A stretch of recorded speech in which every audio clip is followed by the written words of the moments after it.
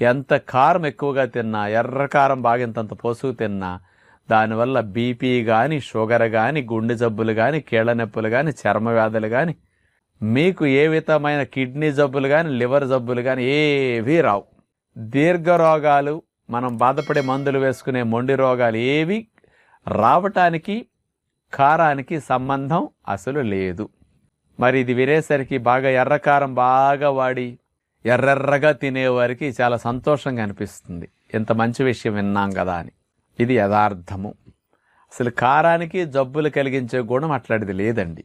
ఎర్రకారం ఎక్కువగా వాడటం వల్ల ఇబ్బంది ఏమిటంటే మంటగా ఉంటుంది కదా నోట్లో పెట్టుకునేసరికి. వాళ్ళకి కొన్ని రోజులు తినేసరికి ఆ మంట అలవాటు అయిపోతుంది. అది పక్కవారికి మండుతుంది కానీ వాళ్ళకేం మండదు. కాబట్టి ఈ సెల్స్ అలవాటు అయిపోతాయి. ఏదైనా ఎక్కువైతే తినేటప్పుడు కారానికి నోట్లో లాలాజలం వస్తుంది, కొంచెం కళ్ళమ్మట నీళ్లు, ముక్కమ్మట నీళ్లు